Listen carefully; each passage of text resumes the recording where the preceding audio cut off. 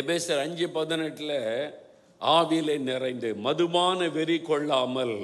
எனக்கு அது ரொம்ப ஒரு கேள்வி.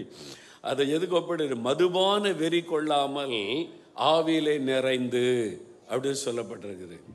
நான் யோசித்து பார்த்தேன், என்ன ஆண்டவரே மதுபானத்துக்கு ஒப்பிட்டு சொல்லப்படுதே என்பதாக. மதுபான வெறி கொள்ளாமல் ஆவிலே நிறைந்திருங்கள். அதை யோசித்து பார்த்தேன். நம்மூர் ஆட்கள் தான், வெளிநாட்டு ஆட்களை விட காலையில் போய் தடி அடிச்சிருவான், குடிச்சிருவான் போதையில். அப்புறம் மத்தியானம் போவான். எதுக்கு இப்போ போகிறேன்னு கேட்டால், போதை கிக்கு இறங்கிட்டு, அது எப்போவுமே கிக்காகவே இருக்கணுமா, அது இறங்கிட்டா திருப்பி போட்டுறது, திருப்பி சாயங்காலம் போகிறது, திருப்பி ராத்திரி போகிறது.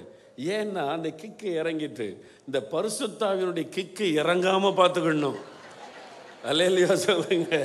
அதுக்கு தான் ஆவியான எழுதி வை, மதுபான வெறி கொள்ளாமல் ஆவியிலே நிறைந்திருங்கள். எப்பொழுதும் பரிசுத்தாவின் போதையில் இருக்கணும். நம்ம பரிசுத்தாவில எப்பவுமே நிறைந்திருக்கணும். இருதயத்தில் அந்நிய பாஷை பேசிக்கிட்டே இருக்கணும். உள்ளத்தில் இந்த ஆண்டவரை துதித்து கொண்டே இருக்கணும். இது கடைசி காலம்.